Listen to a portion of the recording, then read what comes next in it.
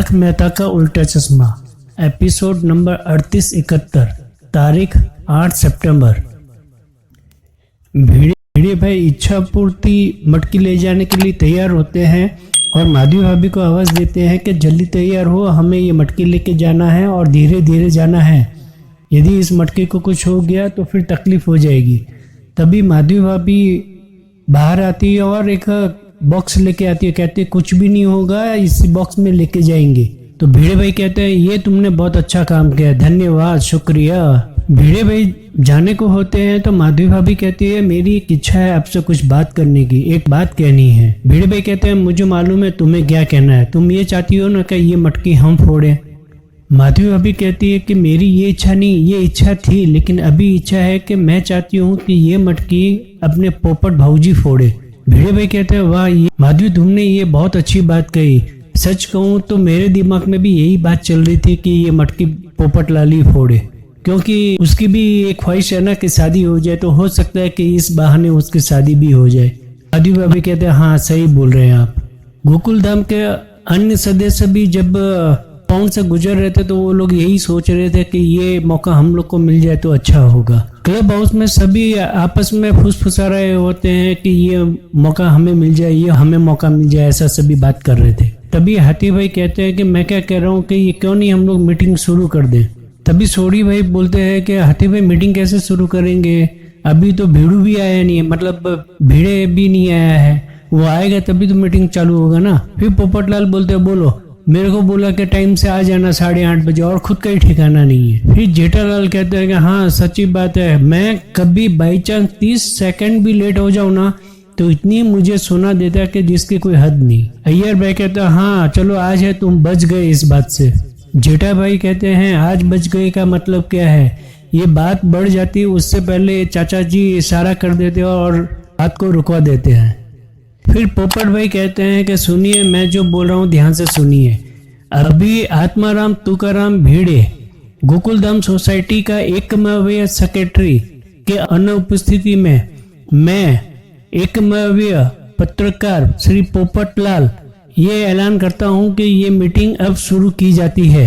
अय्यर भाई पोपट भाई की बात को काटते हुए कहते हैं कि रुक जाओ पोपटलाल। यदि पोपट भाई की बात को बीच में काटते हुए अय्यर भाई कहते हैं कि यदि सेक्रेटरी के अनुपस्थिति में कोई मीटिंग को शुरू कर सकता है तो वो मैं हूँ, क्योंकि तुम एक सादा कमेटी मेंबर है। और मैं इतना बोलने के होते हैं जेठालाल कहते हैं ये एक मसाला ट्राउजर है। सब लोग सोचने लग जाते हैं कि मसाला और ट्राउजर क्या होता है। अय्यर भाई सुधारते हुए कहते हैं कि ट्राउजर नहीं ट्रेजर होता है। फिर अय्यर भाई कहते हैं कि ये मसाला ट्रेजर क्या होता है। फिर पोपटलाल कहते हैं तो ये सादा कमेटी मेंबर क्या होता है। फिर चंपक चाचा इसी बात को रुकवाते हैं। हाथी भाई कहते हैं भाई आप लोग मसाला और सादा सब बोलना बंद कीजिए, मुझे डोसा खाने का मन हो रहा है। यहाँ आप लोग भी, यहाँ एक तो मीटिंग शुरू नहीं हो रही है, आप लोग मसाला और सादा कर रहे हो। फिर जेठा भाई कहते हैं कि तो फिर हम लोग मटकी तो बोल सकते हैं ना। तो आप कहोगे कि फिर मटकी से आपको मटकी कुल्फी याद आती है। तो हाथी भाई कहते हैं कि मटकी कुल्फी नहीं होती, मटका कुल्फी होती है और मुझे कुछ याद नहीं आएगा, आप बोलो भले। हाथी भाई कहते हैं कि जल्दी भिड़े भाई को बुलाओ नहीं तो और कुछ यहाँ पे याद आने लगेगा। कुछ सेकंड के बाद में बबीता जी कहते हैं कि प्लीज भिड़े भाई को थोड़ा जल्दी कोई बुलाइए ना, क्योंकि मुझे वो इच्छा पूर्ति मटकी देखने की बहुत जल्दी हो रही है। तब जेठालाल कहते हैं बबीता जी सेम चिम।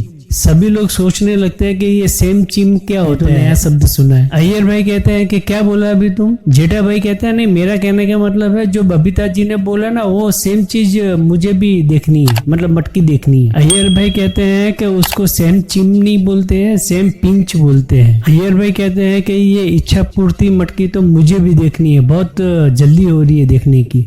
पोपट भाई कहते हैं अरे भाई मुझे तो फोड़नी है, मतलब वो उदास होके बोलते भाई मुझे तो फोड़नी है। मेहता साहब कहते हैं हाँ वो अभी तक भिड़े आया क्यों नहीं है, कुछ समझ में नहीं आ रहा है। अंजलि भाभी कहते हैं हाँ कहीं ऐसा नहीं हो कि वो इच्छा पूर्ति मटकी को कुछ हो गया हो। इतना बोलना था कि सबके मन में ये वहम हो जाता है कि कहीं कुछ हो नहीं गया हो। तभी हाथी भाई कहते हैं कि भिड़े मास्टर को कभी देरी होती नहीं है, आज कैसे देरी हो गई उसको, कहाँ रह गया वो। सोडी कहता है मुझे कुछ गड़बड़ लग रही है। तो पोपटलाल कहता है ऐसा मत बोल भाई, बहुत तकलीफ होती है दिल को, तो मेरी इच्छा कैसे पूरी होगी। सब लोग हाँ करके बोलते हैं, तो कि नहीं मतलब हम सबकी इच्छा कैसे पूरी होगी। जेठा भाई कहते हैं पोपटलाल को कि तो भिड़े को फोन लगा। पोपट भाई भिड़े को फोन लगाते हैं, तभी वो बॉक्स लेके क्लब हाउस में आ जाते हैं। भिड़े भाई कहते हैं मैंने दोनों हाथ से बॉक्स पकड़ा हुआ, मैं कैसे फोन उठाऊंगा पोपटलाल। भिड़े भाई की आवाज सुनते ही सब लोग खुश जाते, बोले हो आ गया, भिड़े मास्टर आ गया। पोपटलाल अपने ही अंदाज में पूछते भाई तू इतनी देर से कहा था कहाँ और मटकी है कहाँ पे। भिड़े भाई कहते हैं है ना इस बॉक्स के अंदर में। जेठा भाई कहते हैं कि बॉक्स के अंदर में मटकी है या मटकी के टुकड़े हैं, बस इतना बोलना था कि सबके होश उड़ जाते। सब लोग यही सोचते हैं कि वाकई अंदर में टुकड़े हैं। सब लोगों के मन में कुछ न कुछ सवाल चल रहे होते कि आखिर मटकी ये टूटी कैसे और कैसे टुकड़े हो गए। पोपटलाल कहता है ये क्या किया तूने भिड़े, मैं अपनी पहले ही बात हुई थी ना कि ये सभी बात मीटिंग में तय होगी और तूने पहले ही मटकी फोड़ दी। सभी लोग ताने कसने लगते हैं भिड़े भाई को। भिड़े भाई कहते हैं कि किसने कहा कि इसके अंदर में टुकड़े हैं। पोपटलाल कहता है कि ये जेठालाल ने। जेठा भाई कहते हैं भाई ये मैं तो समझा कि बॉक्स में लेके आया तो ये टुकड़े ही होंगे, नहीं तो मटकी तो लोग ऐसे सिर पे उठा के ठुमक ठुमक के लेके आते हैं ना। भिड़े भाई कहते हैं क्या बॉक्स को भी मैं सिर पे उठा के ठुमक ठुमक के लेके आऊँ क्या। भिड़े भाई कहते हैं कि गोरे गांव में जो भी मटकी लेके आते हैं वो बॉक्स में इसी तरह लेके आते हैं, वो ठुमक ठुमक के नहीं लाते, और इसके अंदर में सही सलामत मटकी है, इसको कुछ भी नहीं हुआ है। जेठालाल कहता है चलो ठीक है मान लिया, तो तुझे इतनी देर क्यों हो गई। तो माधवी भाभी कहती है क्या ये इच्छा पूर्ति मटकी है, साधारण मटकी तो है नहीं, तो इसको संभाल के लाना था, इसीलिए जेठा भाई इसके लिए बॉक्स में डाल के लेके आए। तभी चंपक चाचा कहते हैं भिड़े मास्टर अब तू समय बर्बाद मत कर और फटाफट वहां पे रख और सबको दिखा ये इच्छा पूर्ति मटकी, सब बेकरार है देखने के लिए।